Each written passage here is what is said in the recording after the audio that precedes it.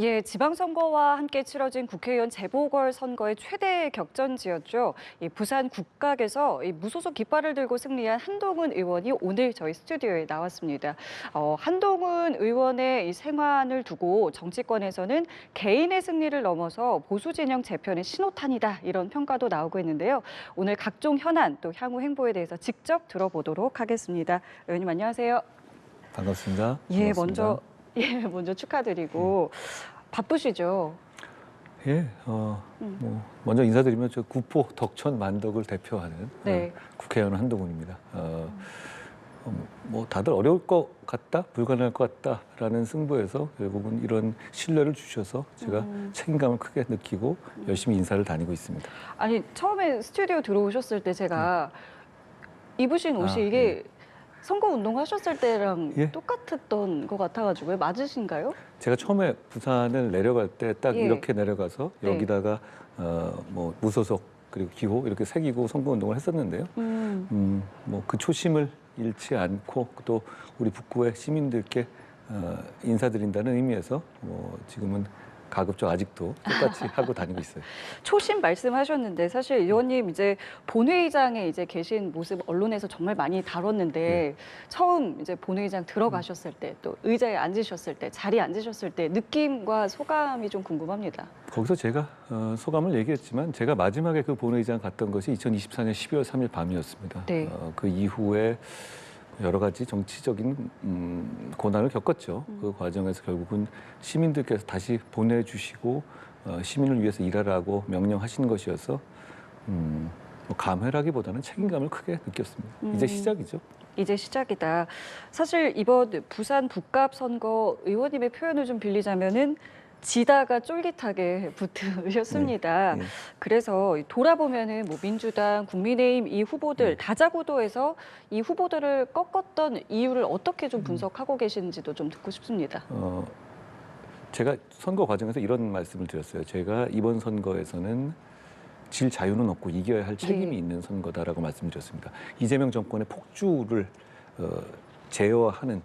하라는 명령 그리고 장동혁 대표로 대표되는 보수의 퇴행을 제어하라는 하고 보수를 재건하라는 명령이 두 가지가 있었는데 그 양쪽 모두에서 사실 전력 투구로 저를 막으려고 하는 상황이었잖아요. 그러면 그걸 돌파하라는 민심의 큰 흐름이 있었다고 저는 생각해요. 저는 거기에 올라타기 위해 노력했던 것뿐이고요. 저는 결과를 보고 민심이 참 두렵고 위대하다라는 생각을 했습니다. 지금 말씀 중에 보수 재건이라는 표현 써주셨고 예. 사실 어제 헌정에 가서도 이 말씀하셨는데 그러니까 보수를 재건해야 된다라는 것까지는 알겠는데 이게 확 와닿지 않는 분들도 계실 것 같아서 그 정의도 좀 궁금하고 개인적으로 이 보수 재건의 핵심은 또 어디 있다고 생각하세요? 기능적으로 말씀드리자면 보수 정치가 얘기해도 지금은 말할 자격을 인정해 주질 않아요. 뭘 하더라도 너나 잘해 이랬고요. 그 말할 자격을 회복하는 것이 기능적으로 그렇습니다. 네. 목표는 이겁니다. 헌법과 사실과 상식을 기반으로 한 정의롭고 유능한 정치를 회복하는 것. 지금 이재명 정권이 너무 막 나가고 있습니다만 이 막 나가는 책임의 하나는 보수 정치가 제대로 견제를 못해온 책임도 있습니다.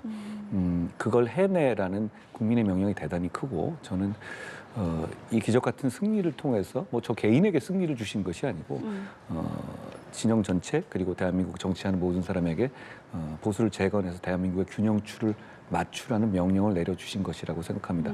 그리고 그것이 제가 북갑에서 승리함으로써 일정 부분 이미 실현되고 있다라고 저는 생각해요.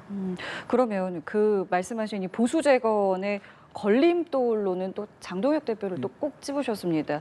이 보수 정치를 우습게 만들었다라고도 어제 말씀하셨는데 어떤 면에서 좀 걸림돌이다, 우습게 만들었다라고 생각을 하셨는지요? 정치가 저는 장동혁 대표가 제가 발탁한 분이기도 하니 더 안타깝기도 한데요. 이재명 대통령과 상당히 비슷하다고 생각합니다. 두 사람의 공통점은 자기 개인의 어떤 연명이나 자기 개인의 이익을 위해서 진영이나 공동체 전체의 시스템을 파괴해도 된다라는 정치를 한다는 점에 있어요. 이재명 대통령은 자기 감옥 가지 않기 위해서 시스템을 검찰을 없애고 공소 취소 같은 거 하려고 하잖아요. 장 대표는 지금 자기가 명백하게 책임져야 되는 선거 패배임에도 불구하고 그걸 뭐 여러 가지 말로 변명하면서 또 부정선거 음모론에 올라타고 이런 식으로 하면서 그렇게 되면 또 진영이라든가 공동체 자체는 퇴행하는데도 불구하고 자기가 사는 것만 우선한다라는 겁니다.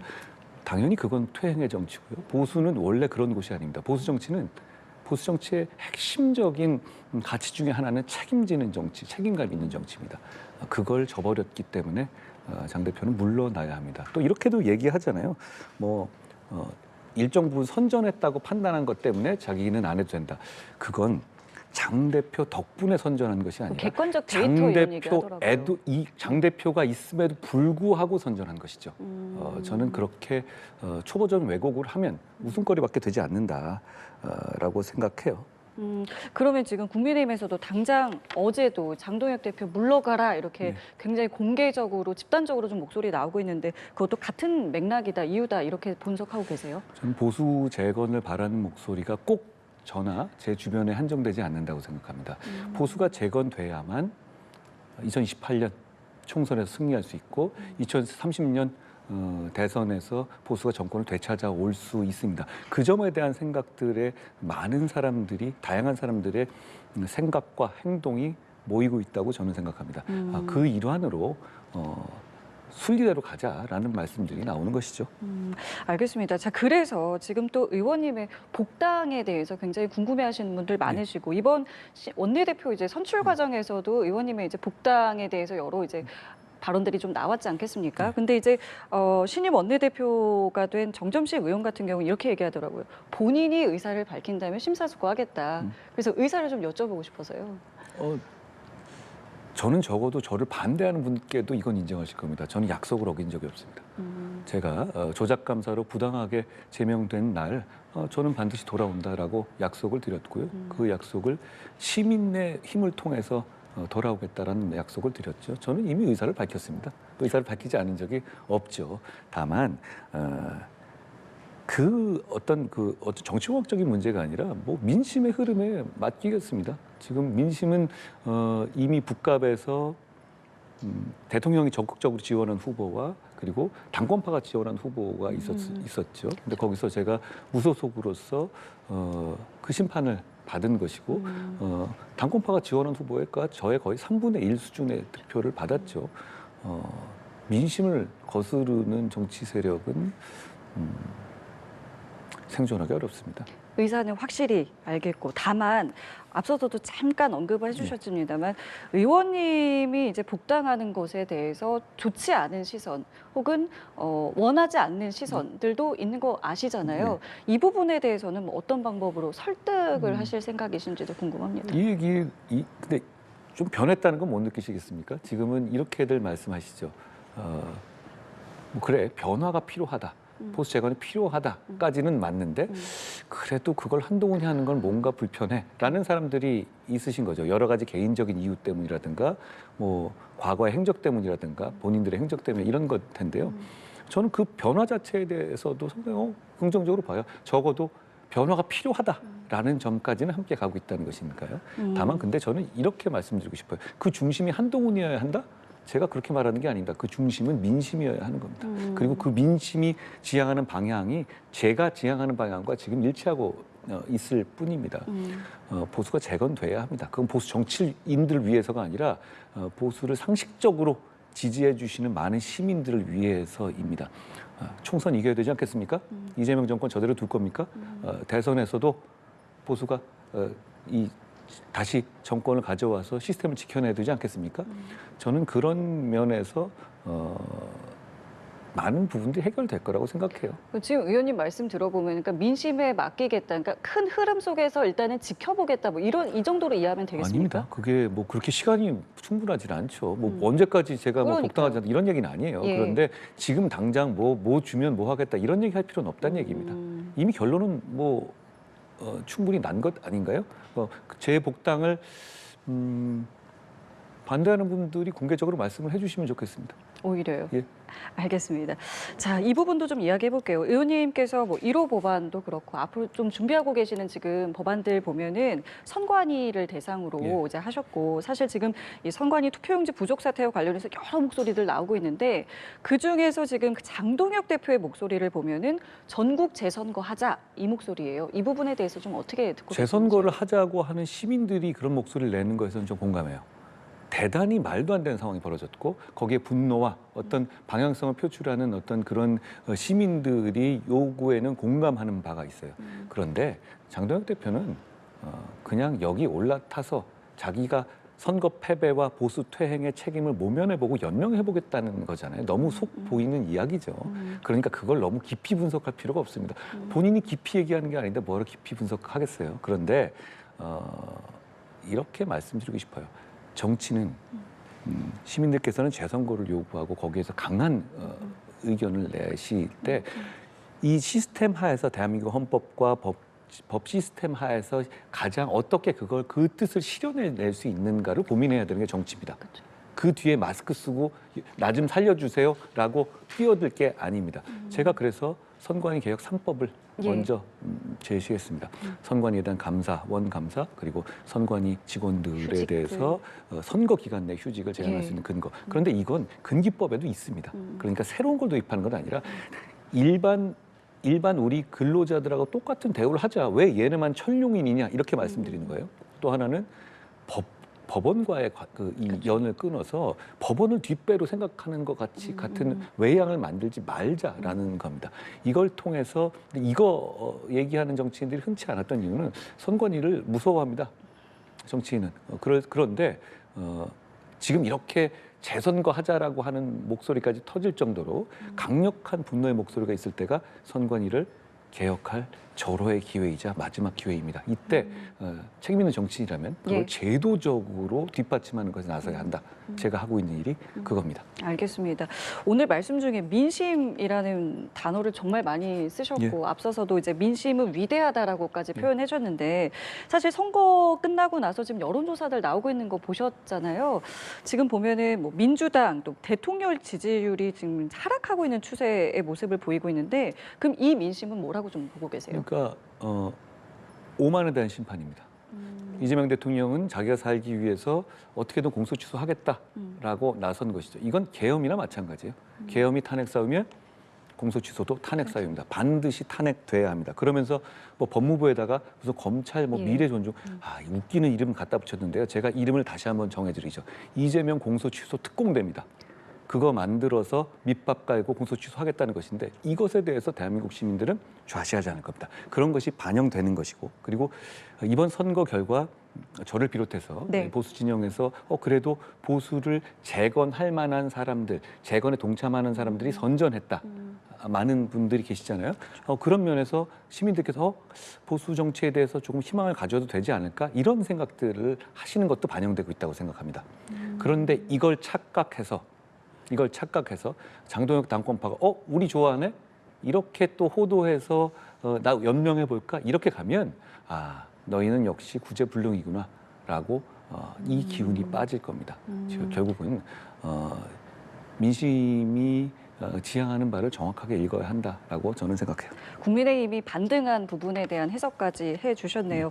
자, 그리고 지금 또 민주당 같은 경우도 뭐 앞으로 이제 또 전당대회도 앞두고 있는 상황에서 벌써 지금 과열되는 이제 분위기들이 읽히고 있는데 일각에서는 이것이 이제 유난 갈등보다 더하다 이런 이제 표현을 쓰고 있더라고요. 좀 어떻게 민주당 상황 좀 보고 계세요? 유난 갈등 같은 거하고 괴를 놓고 볼 건 아니에요. 저는 그때 윤 대통령이 했던 김건희 여사에 관한 문제라든가 의료개혁의 문제라든가 그리고 이종섭 황상무 수석의 문제라든가 한남동의 어떤 비선라인 문제라든가 이렇게 바꿔야 할 부분을 지적하는 과정에서 어떻게 보면 이런 갈등 구조가 나왔던 것인데 지금 이재명 정청래 갈등은 바꿔야 할 부분을 바꾸는 것에서 어떤 목적을 가지고 갈등하는 겁니까? 공소 취소에 대한 찬반입니까? 그런 게 아니라 그냥 이전 투구 권력을 내가 먹냐 네가 먹냐의 문제잖아요. 저는 그렇게 비교하는 것은 동의하지 않습니다만 지금 서로 대단한 큰 아주 옷 벗고 싸우는 듯한 상황까지 간 거예요. 왜냐하면 정청래 대표가 이렇게 얘기를 하지 않았나요? 뭐라고 얘기했다? 이분이 국민은 영원하다, 권력은 예, 짧다 예. 이렇게 얘기했죠. 이 얘기를 정청래 대표가 그냥 생각하고 한 거잖아요. 과거 박근혜 대통령 탄핵 때도 정청래 대표가 바로 정확하게 이 워딩을 했고 윤석열 대통령 탄핵 때도 이 워딩을 했습니다. 그러니까 이재명 대통령한테 그래? 나랑 싸우면 나는 너를 탄핵할 수도 있어. 이런 얘기를 한 거예요. 명확하게. 그런 상황에서 그러니까 이게 그런데 저는 정청래 대표가 공소 취소를 반대한다는 명분을 이렇게 싸운다면 좋고 결기가 있네 이러겠어요. 근데 그게 아니에요. 그냥 내 밥그릇, 네 밥그릇만 가지고 싸우는 아주 저열한 싸움을 하는 겁니다. 저는 이 싸움을 우리 보수 정치가 보수가 재건되는 방향에서 우리는 발전하면서 바라보고 시민과 함께 바라봤으면 좋겠습니다.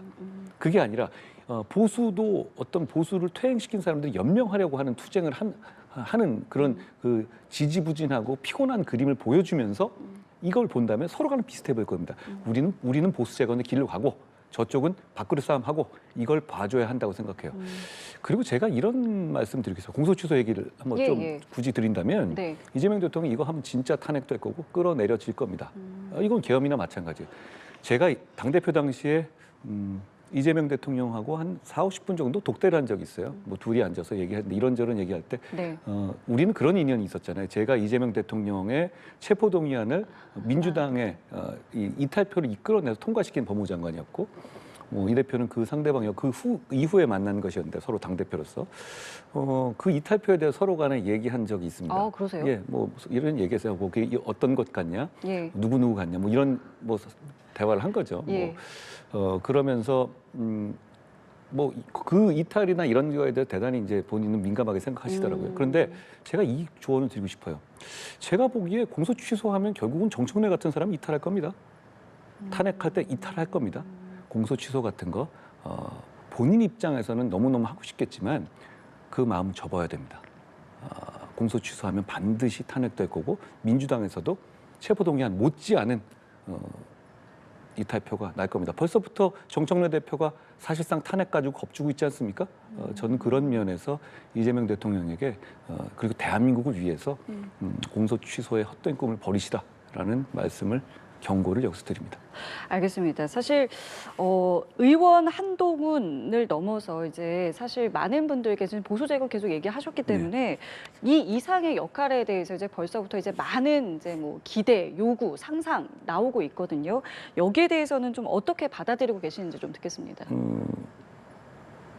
저는 나중까지 너무 보고 하지는 않아요. 제가 모든 걸 계산하고 왔다면 북구갑에 나가지는 않았을 겁니다. 누가 보더라도 불가능해 보이는 승부였고 뭐 저도 이긴다는 생각을 갖고는 갔지만 뭐 제가 뭐 어린애도 아니잖아요. 이게 얼마나 쉽지 않은 승부이고 그리고 이 승부에서 졌었을 때 제가 얼마나 치명상을 입을지가 머릿속에 없지는 않았어요. 그런데 명분 있고 그리고 국민을 위한 것이고 지금 이 시점에서 보수 재건을 위해서 재승리가 정말로 필요하다고 생각했기 때문에 피하지 않고 그냥